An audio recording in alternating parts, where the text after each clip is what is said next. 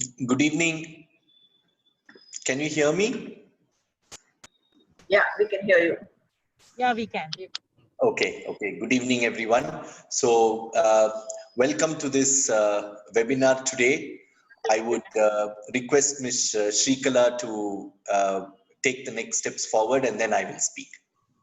Yeah, sure. Thank you, Dr. Prasanna, and good evening, everybody, and a very warm welcome to RS family. I think this is the first time we are meeting online, and I think it's also the first time you don't have to pull out your checkbooks when you are meeting Rupa and me. So, as for those, I think many of you have attended our anniversary functions. Dr. Prasanna Venkatesh is not a unknown face, but for those of you who haven't met him, he's senior pediatric urologist and the managing director of NU Hospitals. For old Bangaloreans, NU Hospital is the erstwhile Bangalore Kidney Foundation. That's another well-known name. So we thought this is an opportunity, and he was kind enough to have this session so that we all understand what is that we have to be prepared for now that COVID is expected to be part of our lives in some way or the other. So over to you, Dr. Prasanna, and thank you once again for this event. Okay. Thank you very much. Let me just share the screen, and then I will be with you.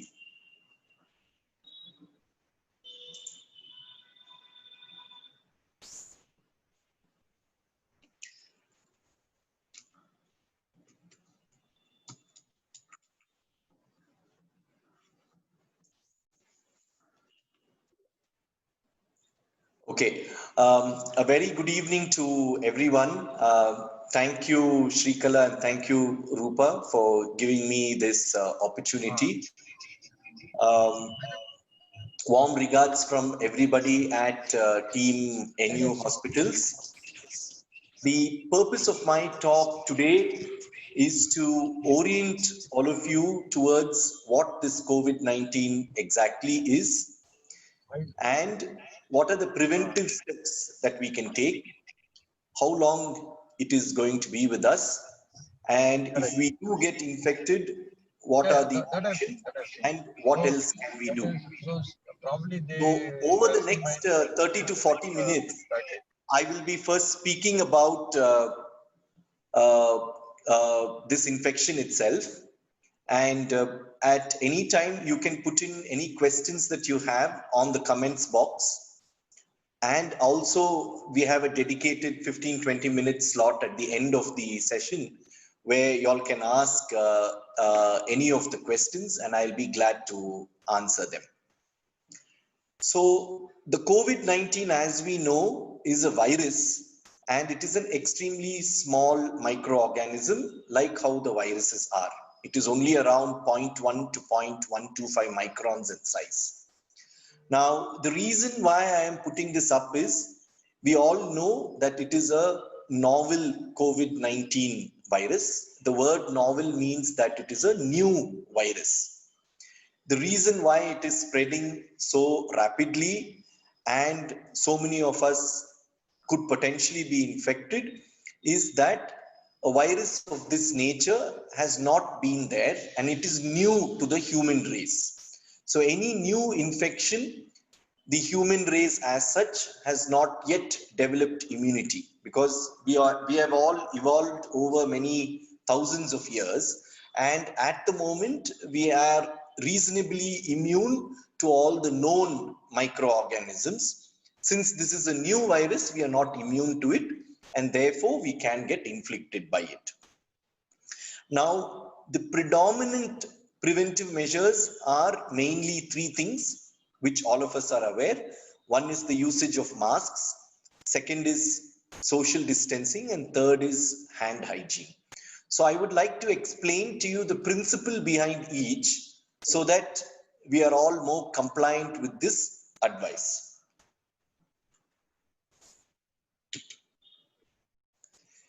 I mentioned the size of the virus with a particular reason.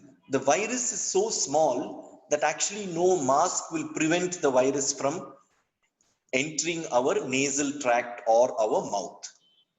It is not the virus that spreads from one person to the other. It is what we call as a droplet infection, which is much larger in size. So what we are trying to prevent by a mask is that this virus gets embedded in micro droplets. And these droplets are the one that transmits between one person to another person. And the droplets are the one that the mask actually prevents. Now, without the droplet, without its mucus around it, or without the drops of our saliva, the virus cannot survive. The virus cannot independently survive. It requires the droplet. And how does droplet transmission takes place? It takes place when we speak, when we laugh, when we sing, when we cough, when we sneeze. So typically what happens, if the droplets get expelled from our respiratory tract at a very high pressure and a very high speed, then it falls further away and the chances of infection are much higher. So droplet infection transmission between person to person can be prevented by using appropriate masks. We have a whole session on masks. I'll come to that. The second possible way of transmission is the fomite transmission. What do you mean by fomites? Fomites are non-living objects into which these droplets fall. And then when somebody else touches that, they can get it onto their hands. And when they bring their hands to their mouth or nose or their eye, then there is a chance of infection. So the fomite transmission is typically your tabletop, your lift buttons, your door handles, etc., etc., etc. So the principle in preventing transmission through droplet infection is by two concepts. Concept number one is your mask. Concept number two is your social distancing. Mask is a physical barrier. Social distancing, by staying 1 meter away or 2 meters away, what typically happens is the droplet cannot travel that far. The second is your hand wash. So by appropriate hand hygiene, you're preventing fomite transmission. We will again come to all of this step by step.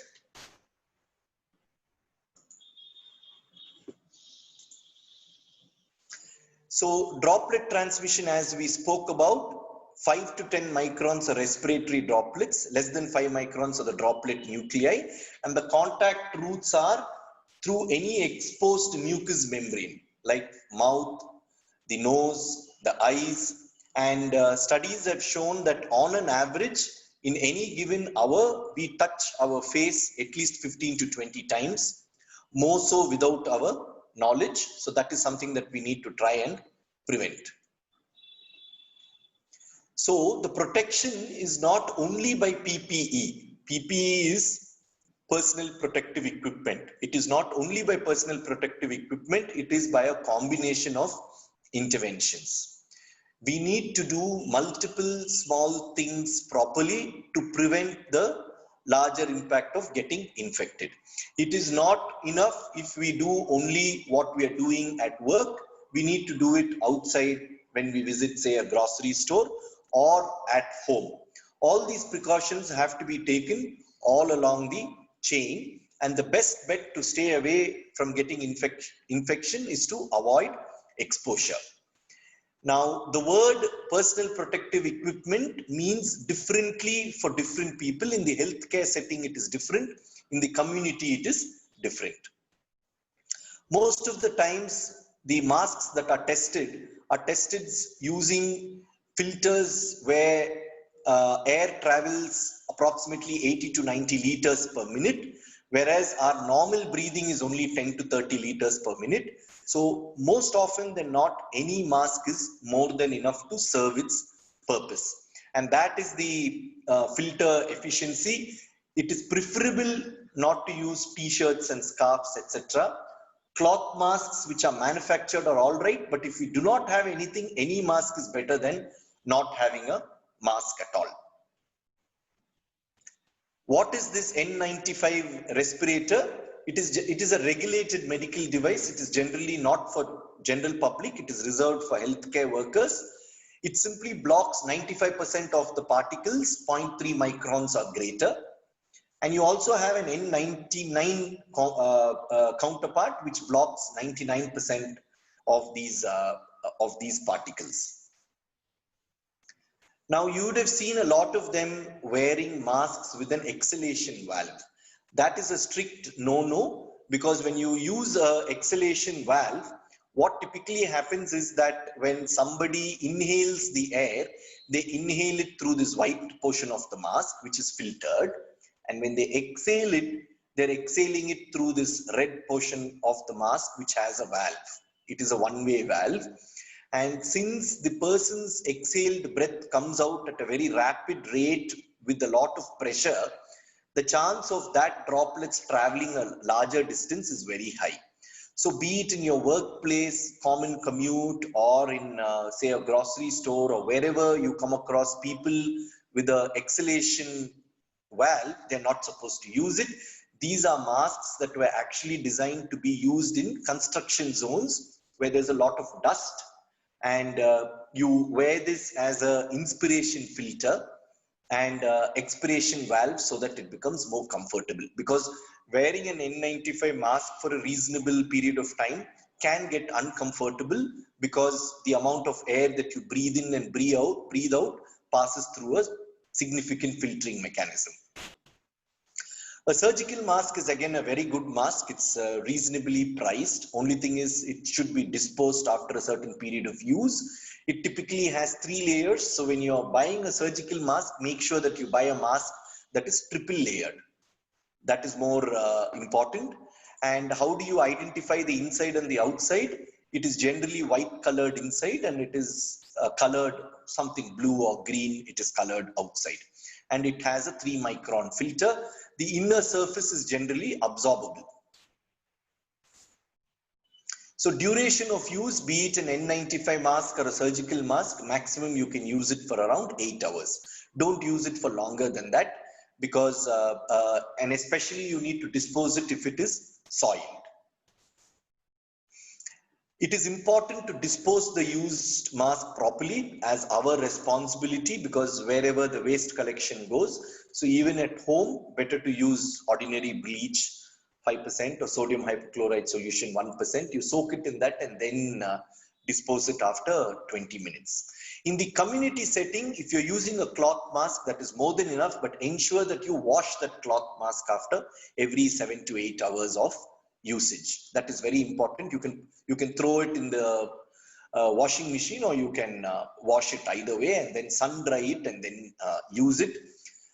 All masks have a reasonable time period of quote unquote expiry. So if it is physically damaged, if there are holes in it, if it is not giving you a proper cover, then you need to throw it. You can't keep it forever.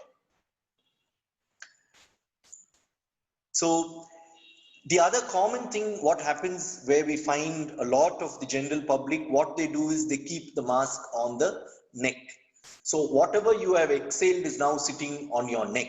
And then when you touch that and touch somewhere else, you're again going to get infected. So I'll just demonstrate. So if you're having a mask, you use only the straps. And then you wear it, say, onto your ears. And then you press it here so that it takes the shape of your nasal bridge. Now, after that, make sure it's a tight fitting. You pull it down like this. Once you wear it, after that, you shouldn't be touching this outer surface of the mask at all, because remember the droplets that I spoke about. So the droplets come and then they sit here. And if you touch here and then touch your eyes, touch your nose and all of that, then you yourself are transmitting the infection. Whenever you need to take out your mask, use only the straps. Don't use this surface any longer. That is important. And supposing you're in your office and there is nobody there for 1 hour or 2 hours and you're alone, you don't need to wear a mask. You can take it out, but take it out and keep this surface on the desk. This outer surface should not be touched. When you're in the car also, you don't need to wear a mask if you're alone. So you can keep it away. Many times if we don't use the mask properly, the mask, especially if you're wearing it for a long time and then you're going everywhere, you have a lot of droplets there. Every time you handle your mask, wash your hand, soap and water or hand sanitizer, whatever is comfortable. The second most important aspect in preventing the transmission is that you need to wash hands. And you need to wash hands at least for 20 seconds. The best bet to wash hands in the community setting is to use soap and water at home, in the office, anywhere where you do not have soap and water, before and after every contact with the person, contact with something else, then you can use hand sanitizer. Hand sanitizer, remember, after you put the hand sanitizer, you'll have to allow it to air dry. You can't use a tissue on top of it. The efficacy increases only if it air dries. So you need to be patient for the 20 to 30 seconds it takes for the hand sanitizer to air dry. And hand sanitizer is a flammable liquid. So you need to be careful after use of hand sanitizer. Don't go any near fire, like fire in the puja room or fire near the kitchen. Don't go near that, it can catch fire. And do not keep the hand sanitizer in hot places like a car which has been kept outside. In the community setting, again, it is more preferable to use soap and water. Any soap and water, it doesn't matter. The other thing that you require to understand about hand hygiene is that if you're not able to do it every time, at least try and do it once in 2 hours, especially in your workplace. See, when you're at home, it doesn't matter. It's just that whoever is regularly around you. But when you're at the workplace, at least wash your hand once in 2 hours. So countries that have been following usage of masks and proper hand hygiene have shown that the infections have plateaued out significantly as compared to countries that have not been following this. The next and most important point in preventing transmission is social distancing. But the commonly asked question is, what is social distancing? Because in some places, social distancing, it is possible to maintain, and in some it is not possible. But typically, anywhere where you can avoid a crowd, you need to avoid it. So avoid non-essential trips. You postpone community gatherings, work from home wherever possible, conduct meetings virtually like what we're doing now. If possible, keep kids away from group settings.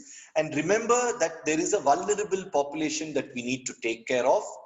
Though we may all be predominantly between the age of 10 to 60, there are vulnerable people back at home where we may become the carriers and we may transmit the infection to them, especially children less than 10 years of age and the elderly greater than 60 to 65, who are more vulnerable and who are more susceptible to get this infection. Also, the vulnerable population is if they have associated medical disorders like diabetes, hypertension, kidney disorder, heart disorder, and things like that. They are more vulnerable to get this infection simply because their immunity status is much lower. So social distancing is, one, to prevent the infection from us, and two, to prevent the infection from being carried back to home. So I've just put in some snippets. Going to the doctor, believe me, is actually a low risk because typically most hospitals take extraordinary precautions to protect their staff, and they also take extraordinary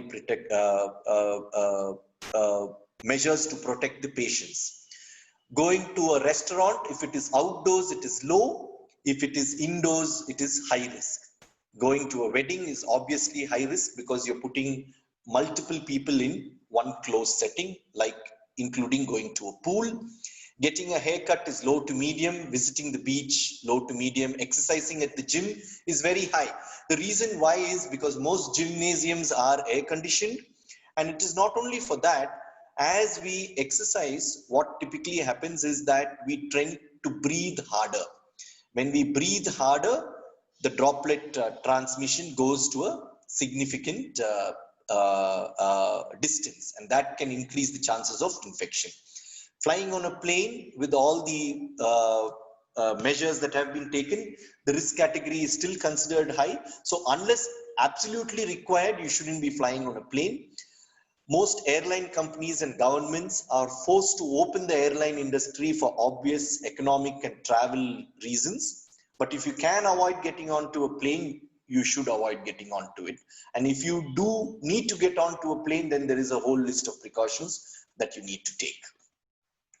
So you should avoid gatherings in public places, concerts, athletic events, crowded places, and mass transit systems like the governments in most countries have shut down the metro, for example. You be cautious in restaurants, grocery stores, and nursing homes type of settings, especially if there are a lot of elderly. It is safe to walk. It is safe to be physically active. It is safe to jog. It is safe to cycle as long as you're maintaining a social distance. It is safe to clean the house both within and outside. It is safe to go for a drive, better than being cooped up at home. And of course, watch to do video conferencing and things like that.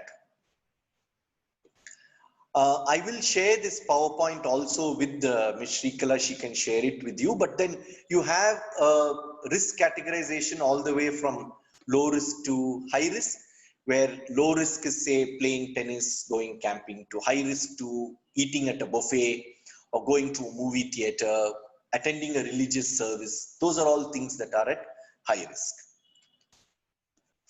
Now, all of us do need to go to the grocery store many a time, but make sure you keep a distance of at least 1 meter from the others. Make sure that the packaging is not damaged. Prioritize fresh products and frozen vegetables, and sanitize your hands more often. That's what you need to do at the grocery store. Choose a time where the number of people in the store will be limited. Do not go to any store that is very crowded. Do not go to a store that doesn't screen people outside. And do not go to a store where a lot of staff are not following the precautions. And if possible, try and order online.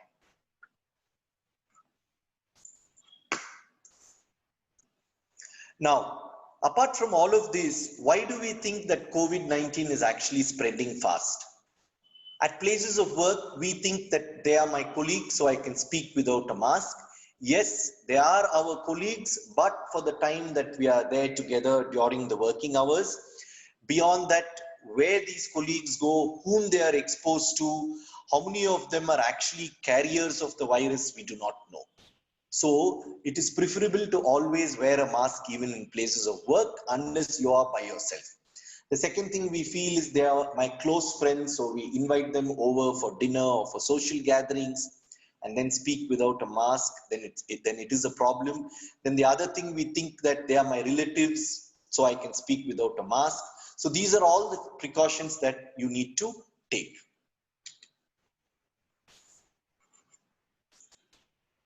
Now, there are a lot of myths surrounding the COVID-19 infection, but one of it is, does weather play a part?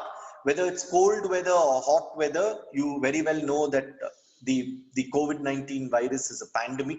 It has affected most countries, if not all, across the globe, irrespective of the weather. So the fact is that the human body maintains a temperature 36.5 to 37 degrees Celsius, irrespective of the temperature outside, and the COVID virus requires this temperature to survive. So therefore it can occur in any climate. The next question is, what are the symptoms and how it differentiates between the common cold, flu and the COVID-19? Typically, the three main symptoms of COVID-19 are fever, dry cough and shortness of breath. And sometimes we can have sore throat and fatigue, diarrhea, whereas you can see the differences between common cold and flu. It's right there. The difficulty in COVID-19 is that it mimics the common cold, it mimics the flu, it mimics the allergies. Therefore, the WHO, which is the World Health Organization, and the ICMR, which is the Indian Council of Medical Research, which are currently the bodies that provide guidelines for all of us, what they have said is that in the time of the pandemic, especially currently, anybody with influenza-like symptoms, anybody with flu-like symptoms require to be tested for the COVID-19 infection. This is a message that I would like to drive home very, very significantly. Most of the time, a lot of people get into trouble because they hesitate to get tested. Because they hesitate to get tested, the diagnosis gets delayed. Because the diagnosis gets delayed, or even if they are tested to be positive, then they hesitate to get admitted in a hospital, and therefore they end up in a lot of trouble. So the message should be that anybody with influenza-like symptoms, ensure that testing happens. Secondly, if required, we will be discussing when somebody needs to go to the hospital versus taking care of themselves at home. If required, they require to get admitted into the hospital early.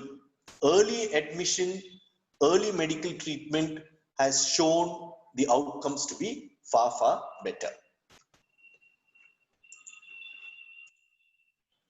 So continuing with COVID-19 and flu and how they compare, the COVID-19, what happens is it is gradual and it can last up to around 2 weeks. Whereas the flu, when it comes in 1 day or 2 days, it generally disappears in 3 to 5 days.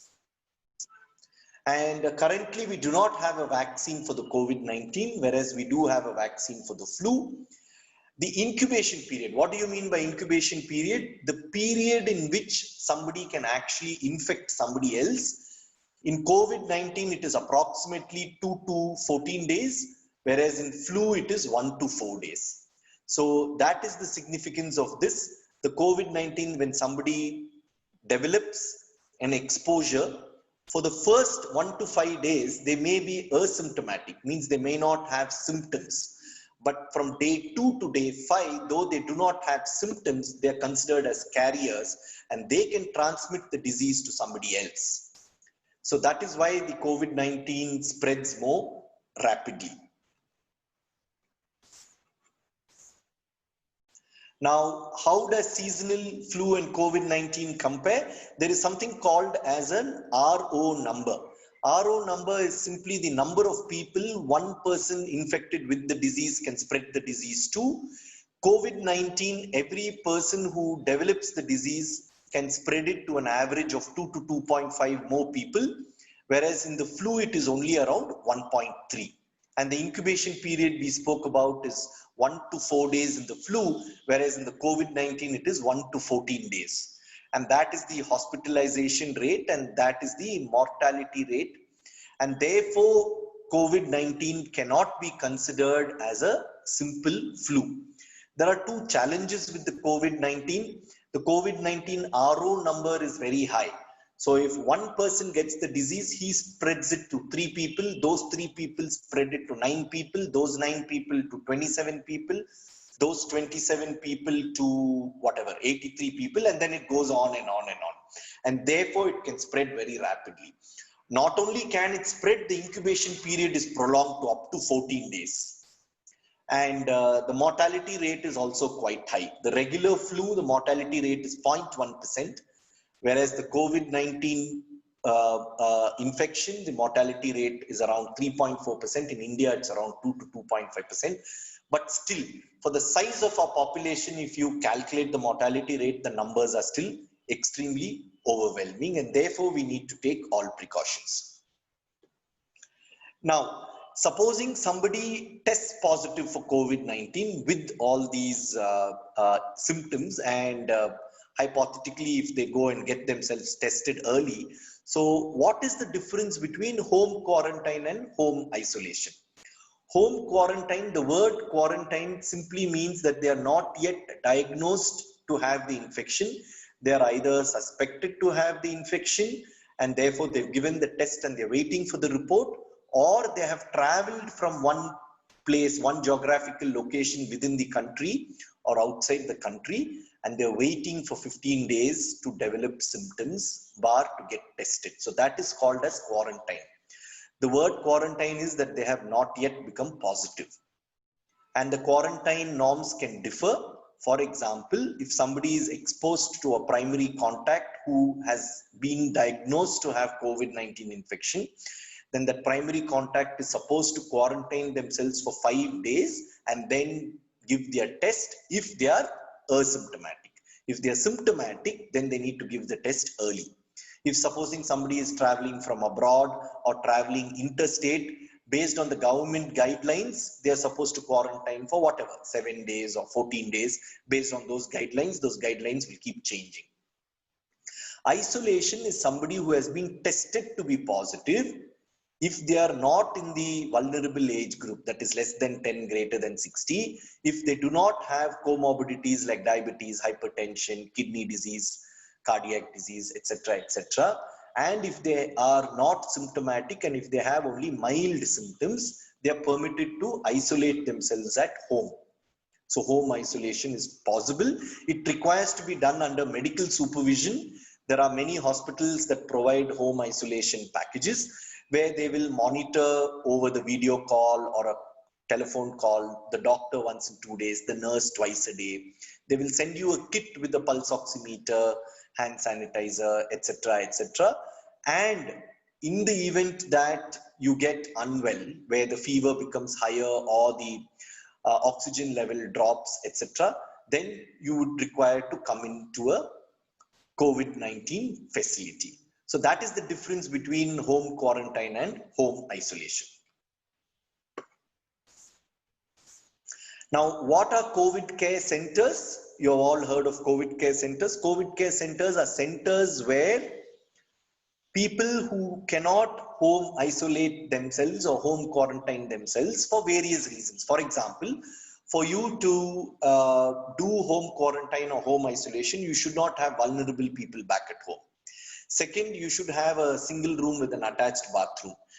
In so many of the people, even in Bangalore, that is not possible. And therefore, the government has organized COVID care centers. These are centers where you see in different schools, in Kalyana Mandapams or in ashrams or in different areas where they keep the asymptomatic or mildly symptomatic COVID patients and then they monitor them. If there is any deterioration, they shift them to COVID-19 designated hospitals.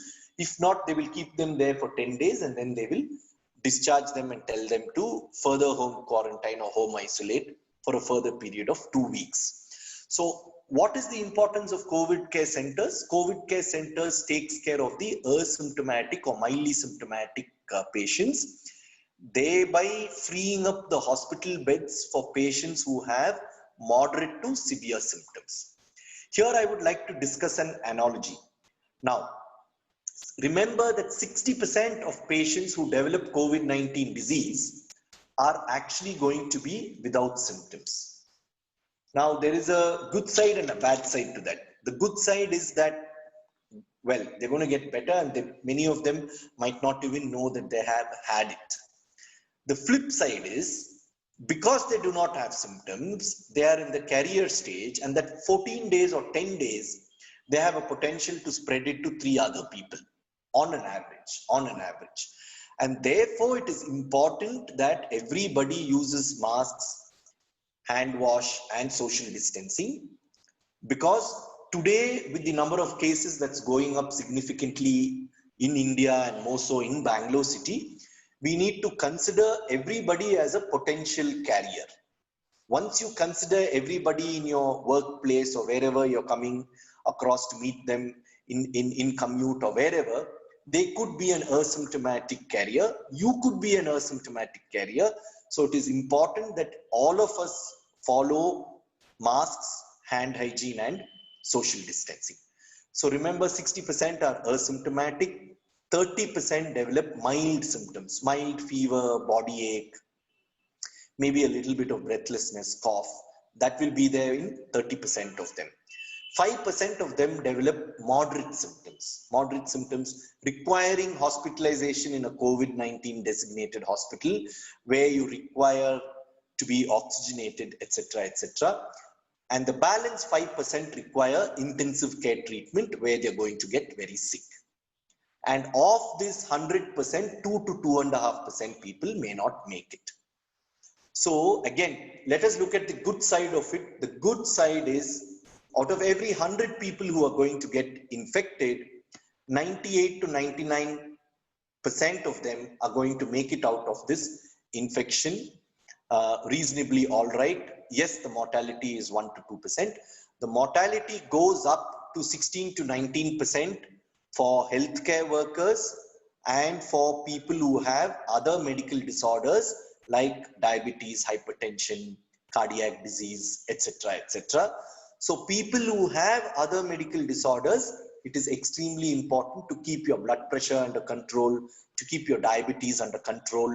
It is also important to maintain good physical activity, to keep your lung reserves active, to make sure that you do whatever that you're regularly been doing, you're walking, you're jogging and things like that. It's extremely important to keep all of that going. Now, what are COVID-19 hospitals? These are hospitals that are designated to take care of moderately symptomatic and severe symptoms patients. Now, COVID-19 hospitals again are divided into two. They are the government hospitals and the private hospitals. The private hospitals again have a further subdivision of government allotted COVID-19 beds and privately allotted COVID-19 beds. So today, beds are available in the hospitals where the demand is for the severe symptoms patients who require ICU beds. Yes, there is a shortage of ICU beds in the city. So what I would recommend is that all of you are from different parts of Bangalore or maybe different parts of the country or the world. You would need to map which are the COVID care centers around your place of residence. You also need to look into the feasibility of home quarantine, whether you're eligible for it. You also need to map which are the COVID-19 hospitals around you, and do they take in the government allotted beds or do they take in the private allotted beds, and have at least 4 or 5 options. So if at all when something is required, at that time you're not hunting around and you already know that this is available. If you get infected, better to not self-treat. That is not permitted and not advisable. Get into a tie-up with one of these hospitals that run home isolation programs where you will be monitored. The advantage of that program is, in the event that you become sick, then what happens is that generally they will admit you in their own facility, or at least they will guide you to get admitted somewhere else. So I would like to repeat one message. If anybody develops flu-like symptoms, make sure that you get tested early. If you do get positive and if you have mild symptoms, it is preferable to isolate yourself at home, but do it under the cover of medical advice and not by yourself. If your saturation drops, that is your oxygen saturation, they'll give you what is called as a pulse oximeter, which is a small device that checks your saturation. That is something that all of you should buy. It's available on Amazon, Flipkart, or on the neighborhood pharmacy. If the oxygen saturation, when you check it once in 3 hours, once in 4 hours, if it is consistently lower than 94%, then it is time to get admitted. Most of the time, delayed admissions cause trouble. I keep repeating it. So please do not hesitate to get yourself tested and do not hesitate to get yourself admitted. There is something called as happy hypoxia in the COVID-19 disease, where we find people with 65, 75 oxygen saturation walking to the hospital. Now, this is something that's very unique to COVID-19. It is not there for any other disease. Generally, if somebody develops saturation less than 88 or 90%, they actually become symptomatic. Whereas we see COVID-19 patients walking to the hospital with 65, 70, 75% saturation. Means what? Means that they have been symptomatic for a couple of days, they have neglected it, they have not got themselves tested, and they have not gone to the hospital earlier. Once saturation drops significantly, now COVID-19 itself is actually a virus. It is very, very similar to any other flu-like virus. But the novelty of the virus, we as human beings have not been exposed to that bacteria. So when we get infected with that virus, what happens for 10 to 15% of the people, the body reacts violently. It puts out all its immune responses in a significant manner, which is called as cytokine storm.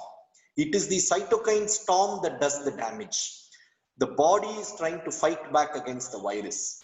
And we have missed the boat because 3-4 days already the oxygen value is lower, and people have not got themselves admitted.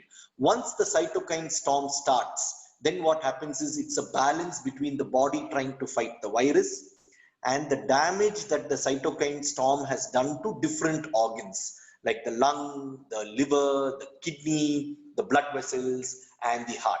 And that's when, one leads to the other. So the message should be that a vast majority of us come out of this infection unscathed. But the point is, try and seek medical help early.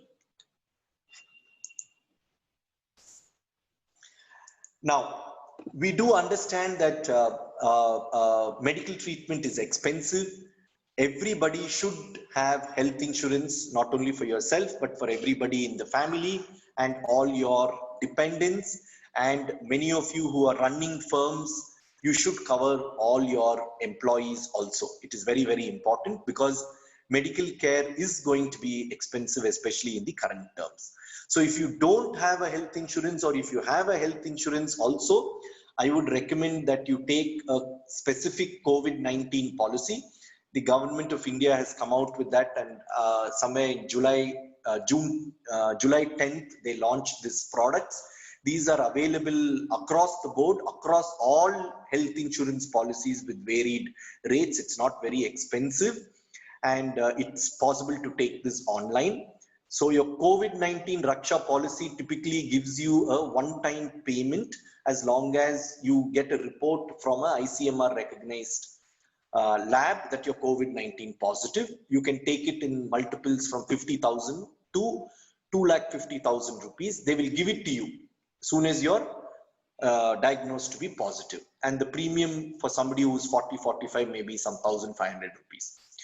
And you can take this policy till you're 65. Above 65, you'd require probably some medical tests.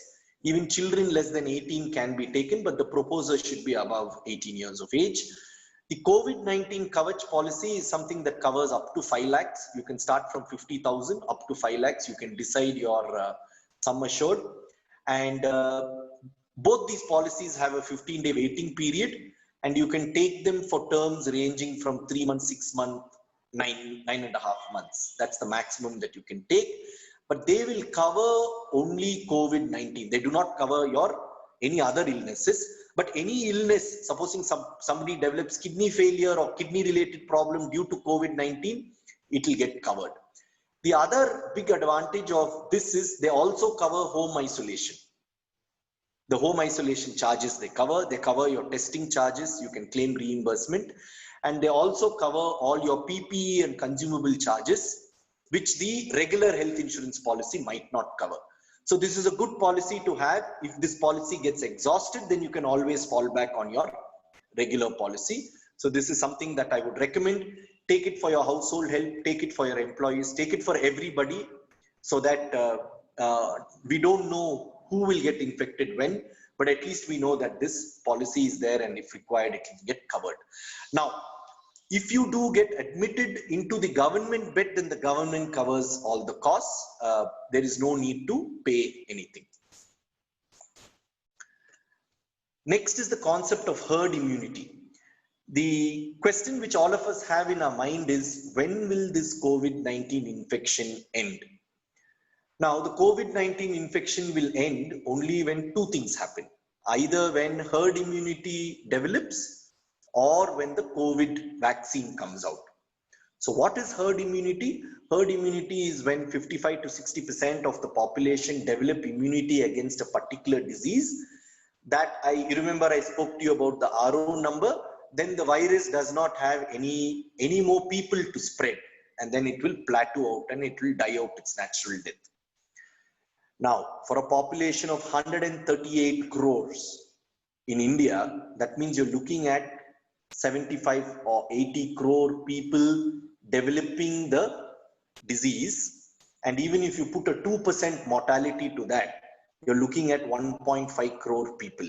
I'm just throwing these numbers not to scare you, but herd immunity is not an option for our country. That cannot happen because we will be losing a lot of people. And how long does herd immunity take to develop? If you look at the pandemic history, we have around 5 pandemics from the 15th century, what we are aware of.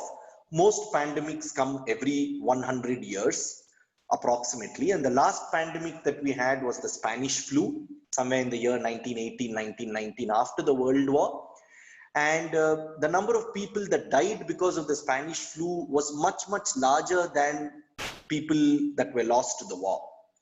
And then herd immunity takes 1.5 to 2 years to develop, and then slowly it will go off. When you compare to the number of people who lost their lives or number of people who became sick with the Spanish flu, today, very proudly, all of us can say that in 2020, though the pandemic has hit, the number of people who have lost their lives are very, very minuscule compared to those millions who lost their lives at that time.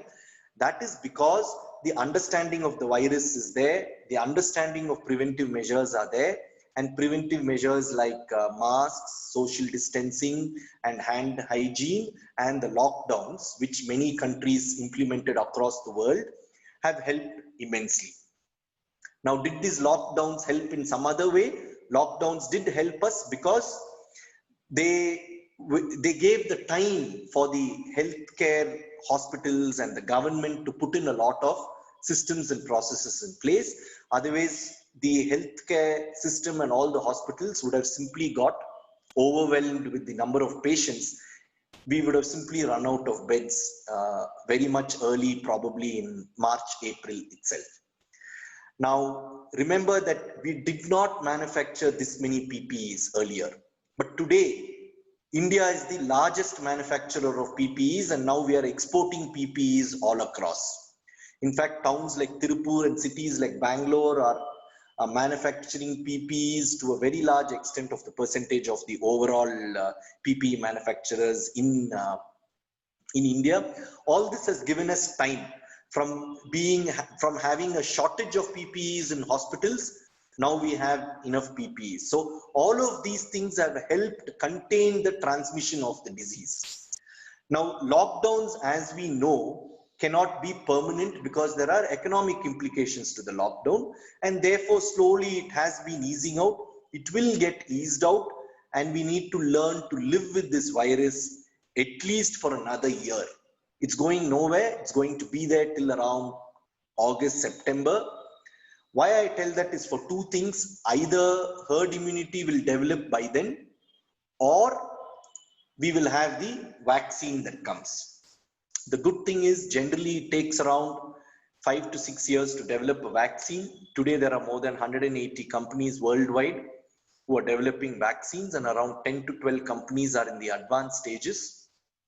And we hopefully should have a vaccine in the next couple of months. But the question is, today we have $7.5 billion population. And remember that this is an injectable vaccine. And when you have an injectable vaccine, training people to administer the vaccine itself is a big challenge. Unlike, say, a polio drop, which is an oral drop. So that means only healthcare workers like doctors, nurses, or trained paramedical staff can inject this. Manufacturing, see, for a vaccine to be effective, you need to have at least 50 to 60% of the world's population vaccinated. Imagine manufacturing 4 billion doses. The logistics of transporting it in cold chain and the logistics of administering it. These are all mind-boggling issues which most governments are still figuring out how to address it. And then the million-dollar question as to who gets the vaccine first. Is it going to be the healthcare workers, the police, the defense forces, the frontline workers? Is it going to be the vulnerable population, less than 10 years, greater than 60 years? So these are all questions that are still not answered. So by the time, I guess, this is my guess, a combination of vaccines and a combination of certain level of herd immunity, vaccines by the time they get manufactured, distributed, and people get inoculated, etc., you're going to have this reasonably under control sometime by August to September next year. If it does happen earlier than that, fantastic.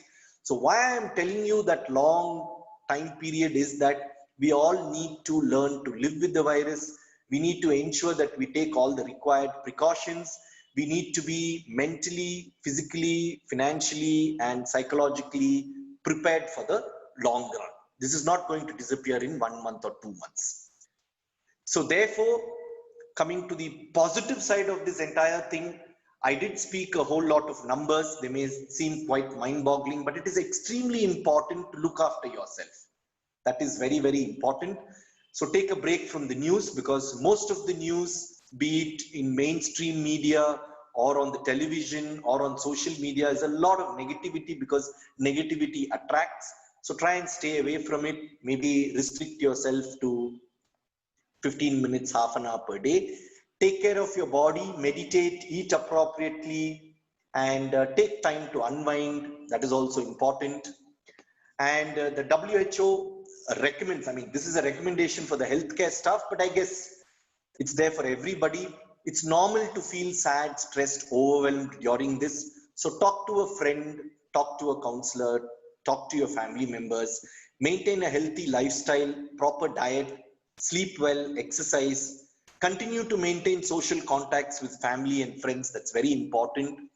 Don't use alcohol or smoking or drugs to deal with any emotions. We do understand that there are a lot of economic problems that is happening. There are job related problems that's happening. And overall, this period of uncertainty as to when all of this will end. Sometimes we feel impatient. Sometimes we feel fatigued to wait. But the moral of the story is that this started sometime in February, March, we're already in August. So around 5 months have gone. And another 5 months and another 5 months it will go. The point is the pandemic will go. The point is we need to be standing to be there. Therefore, it is important to take precautions and make sure that we take care of ourselves during this time. It is not going to be there forever. It will go at some point of time, but it is important to bide our time. I tell this because of two specific reasons. Reason number one, the healthcare professionals' understanding of this disease in February and March was very limited. Today, we have a much better understanding of the disease, and then we are able to take care of patients much better. We understand how the virus works, and we are able to have better treatment outcomes. And second is, if we do get infected, if we can get infected maybe 2 months or 3 months or 5 months down the line, probably the understanding of the disease would be so much more better, and the chances of us getting much better and appropriate treatment that is directed at the virus will also be there.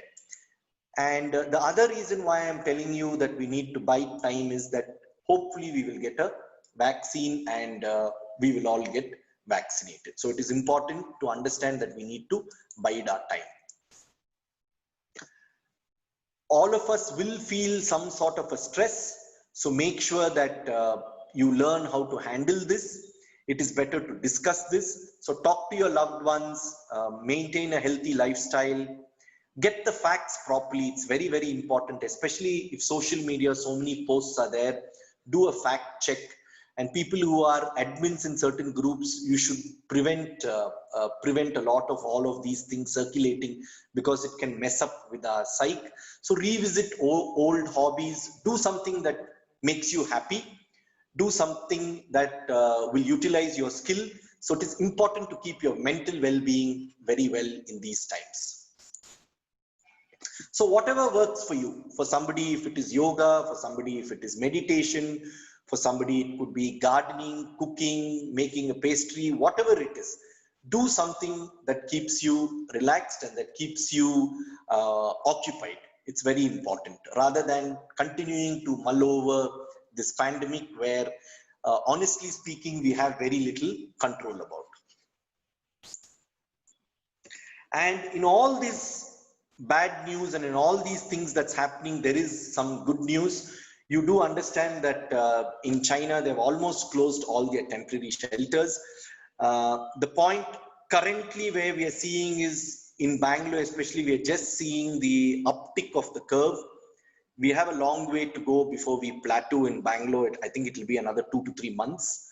And then it will start plateauing and falling off unless we don't have a secondary surge. We should understand that Bangalore is a large city. It has a population of 12 million, and therefore it is going to be quite overwhelming. It looks like we are 2 to 3 months behind, say, Chennai or Delhi. So we need to bide that time. And as I discussed earlier, that doctors have been successful to treat. There are a lot more newer medications that are coming in. And of course, the vaccine is there in the pipeline. So it's not all bad news. There is a lot of good news also. And I would actually like to commend the way that India has actually fought back.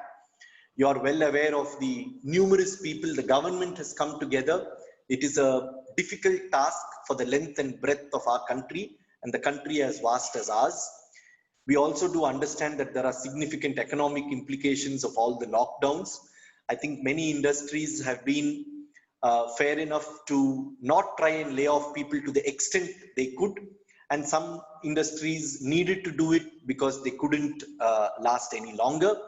But overall, be it the sanitizer workers or for us, for the BBMP, or the hospitals, the healthcare workers in the hospitals across the levels, doctors, nurses, rest of the hospital staff, the pharmaceutical industry, the logistics industry, so many scores and scores of healthcare workers in the government sector, the banking and the financial institutions who are supporting everybody.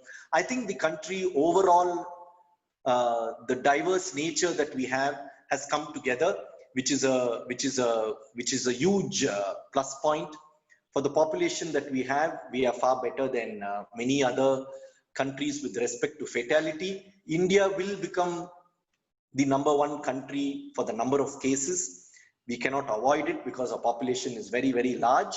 But if you're able to keep the case fatality ratio low, and if you're able to keep a whole lot of people not getting into the severe form of disease, that itself is a success. And on the other side, it is not only the healthcare, we need to keep the economy also running. So these are challenging times, but overall, I guess we did well. We need to continue to support each other and make sure that we come out of this. So this is some do's and don'ts which I circulated for my apartment complex. I will circulate this, but these are all things that you need to do in a community setting. We need to be responsible members, especially when you're in a community, when you're staying together in a gated community or in apartments or in villas or anywhere where you come in contact with a whole lot of people. The responsibility is towards you, towards your family, and towards the society also. Now, I would like to end my talk with a slide that is completely unrelated to the COVID-19. So these are the happiness chemicals which are there in our brain. There are actually 4: dopamine, oxytocin, endorphin, and serotonin. And those are the tasks that you do. It will generate those hormones or those chemicals in the brain, and you feel good about all of that. Like, for example, the dopamine is a reward chemical, oxytocin is the love hormone, and serotonin is the mood stabilizer, and endorphin is the painkiller. And those are all the things that you could actually do to feel better. Now, these are times when you need to proactively look and do things which makes you happy and makes you feel contented. That's very, very important. So thank you very much. That's about the talk on COVID-19. I have a couple of slides on our hospital as requested by Ms. Shrikala, and then I would be happy to take questions. So NU hospitals, NU stands for nephrology and urology. We are a super specialty hospital, and we were the first of its kind in entire South India. And we are also proud to say that we are India's first NABH and NABL dedicated hospital. We take care of the entire genitourinary system. We have 2 branches, one in Rajaji Nagar and one in Padmanabh Nagar. And apart from the broad specialty of urology, we cover all the subspecialties which include onco-urology, pediatric urology, men's sexual health, male fertility, urogynecology, etc. And in nephrology, kidney transplant, dialysis, and the other specialties in nephrology, including pediatric nephrology. We also have the reproductive medicine department, which is the assisted reproductive technique, both dealing with male and female fertility. And these are some of the pictures of our hospital near Rajaji Nagar. So those are the outpatient blocks. That's our dialysis unit. And that's our operation theater complex. And that's a typical room.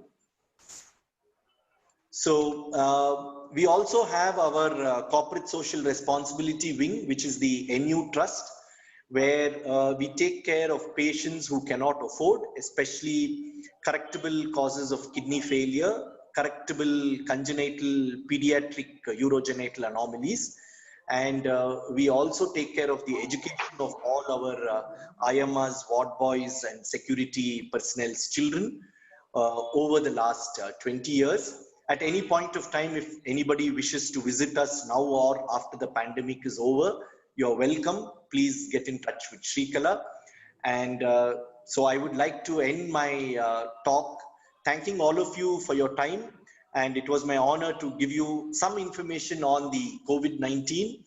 The purpose of my discussion was typically to orient yourselves on this and to ensure that you don't get scared, and more importantly, to make sure that mentally and psychologically you all are prepared for the time frame that this pandemic is going to last. So thank you very much.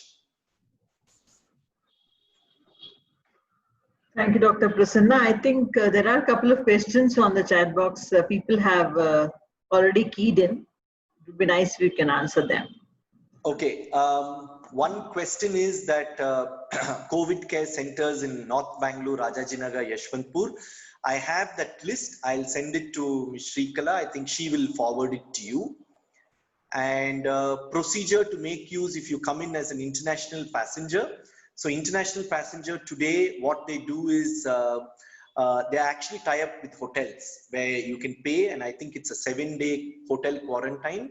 And after 7 days, you need to quarantine yourself at home. So hotels are quarantined. Quarantine facilities are available. Second question is, can an asymptomatic person turn positive after a few weeks? See, generally what happens is if somebody gets infected, the first 5 days anyway, they are asymptomatic. And even if you test them, it will come negative. The RT-PCR test, which is there, which is commonly done, starts becoming positive somewhere on the 5th or 6th day and remain positive up to around the 10th day or 12th day. And after that, that also becomes negative.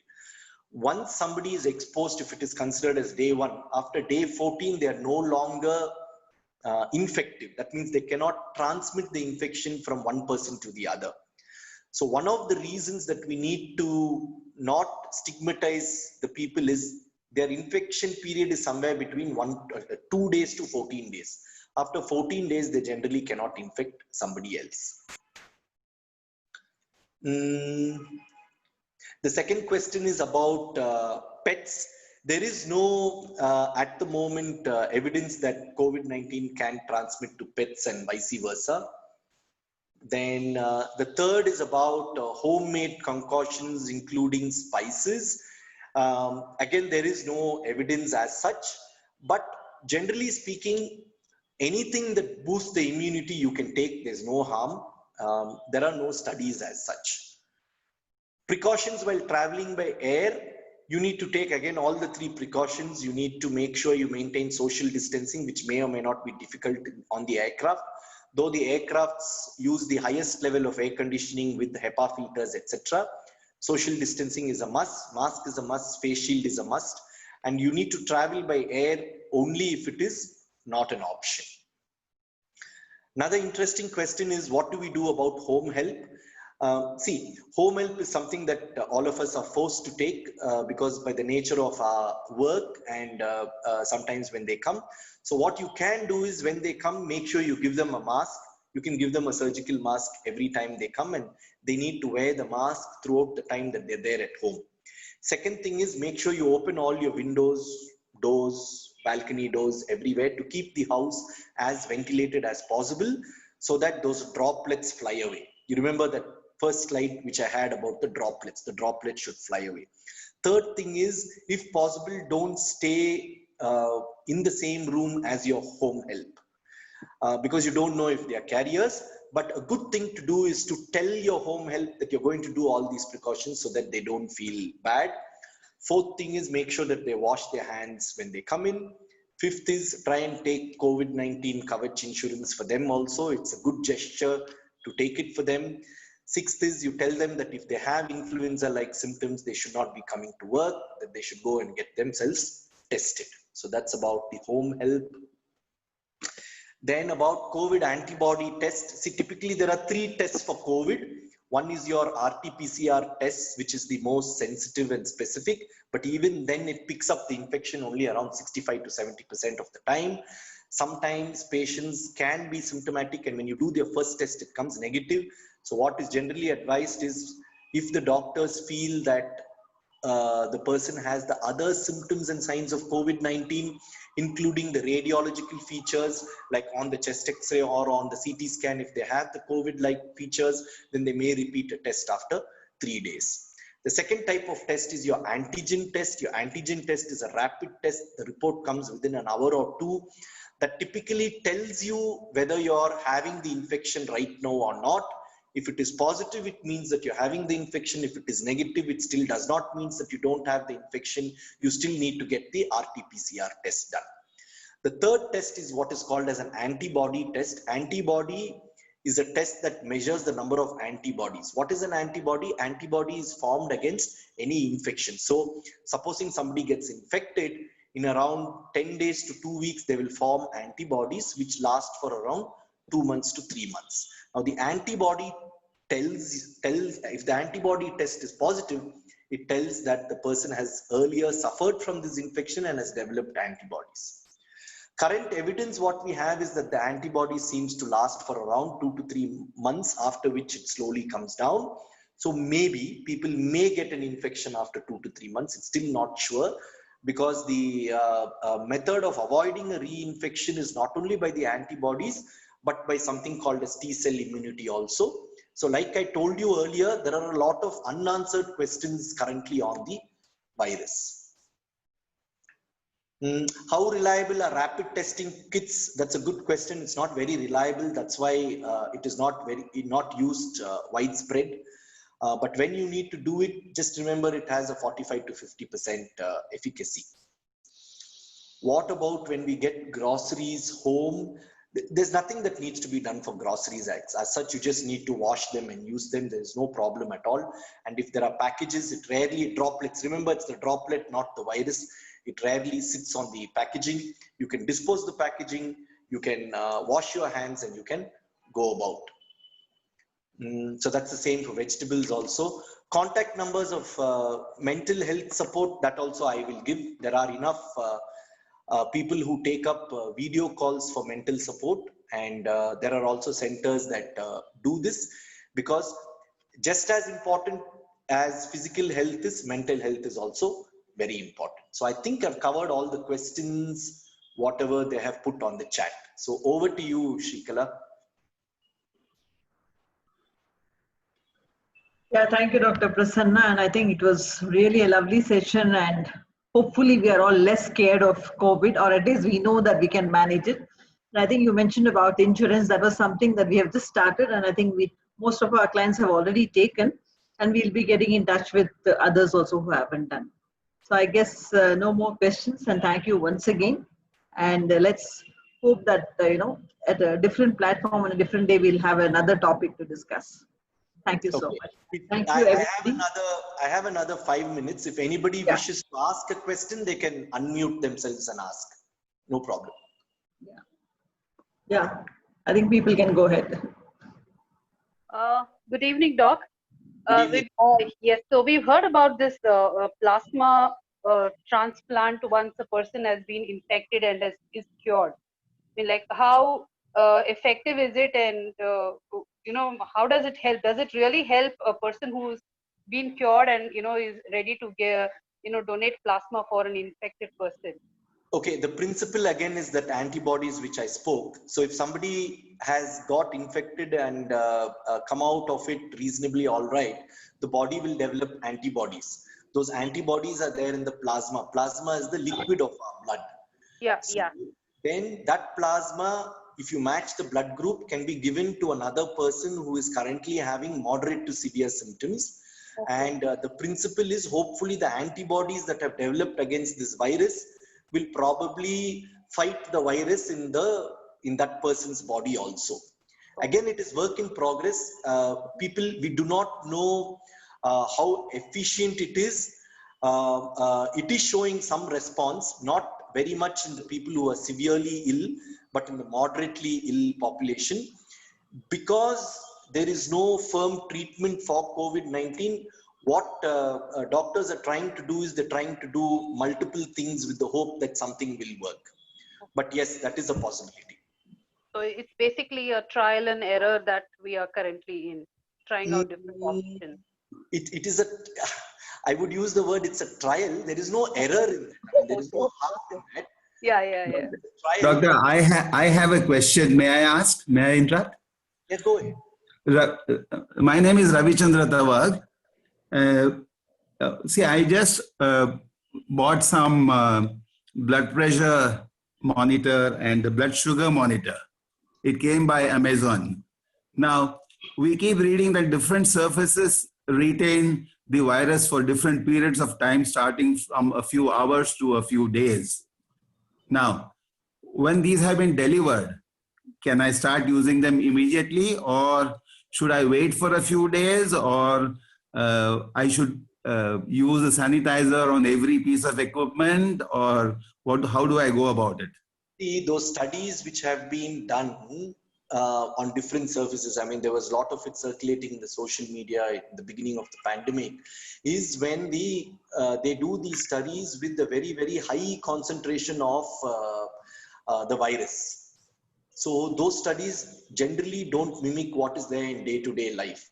Please remember, virus cannot survive without the droplet. And no droplet is going to survive the transport wherever it is coming and things like that. If that particular room is humid, it may survive a little longer. But generally, no, I don't think you need to take any precautions for all these packages.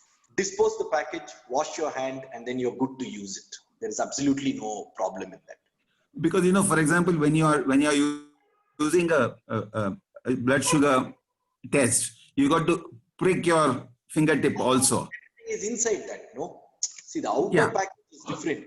So when you take, see, okay, there is a covering that comes, say that Amazon cover itself. Take out the Amazon cover, dispose it and wash your hands. That's it. What is there inside, there's no problem. Okay, thank you. Can I ask a question? Yeah, go ahead. Yeah, what about spectacles? There's a lot of write-ups about every time you go out and come, you have to clean your spectacles. No, again, see, again, it's very simple. Again, it's the droplet only. Because see, whatever is staying on your mask, outer surface, the same thing can go onto your spectacles. The same thing can go onto your face shield. That is why the face shield is not recommended to use by everybody. Because once you use your face shield or your spectacles, all these droplets are sitting in the outer surface. And then if they are not cleaned properly, that itself becomes a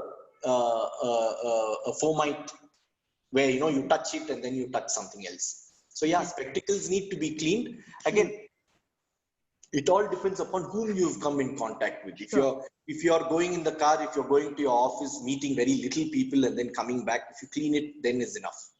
Okay, thank you. Okay. May I ask a question, please, doctor? Yeah, go ahead. Okay, so I'm a little confused about a COVID positive patient who thereafter turns negative, okay? She's recovered. Does she remain a carrier if she's asymptomatic thereafter? You see, we discussed that every patient who becomes COVID positive will at some time become COVID negative if they recover. Right? Yeah. So, day 1 to day 14 is the chance that they may spread the virus to somebody else. After day 14, they will not be able to spread the virus to somebody else. That incubation period is over. So irrespective of whether the test is negative, whether now today the government does not recommend test at the end of treatment for mild to moderate patients. Only for severe patients, they recommend a test. So mild to moderate, they They get discharged on the 10th day or the 14th day, and that's it. So after 14 days, you're no longer infected. The reason I asked doctor is my housemaid, as she is now COVID positive. After 14 days, she's supposed to take her test.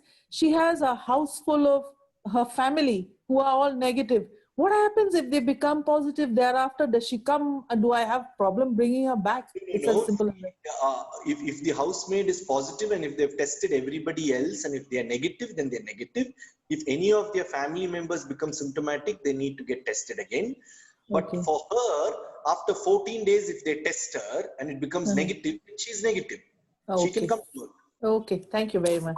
But a word of caution, the government, see, this is, I'm talking about medically from the healthcare perspective.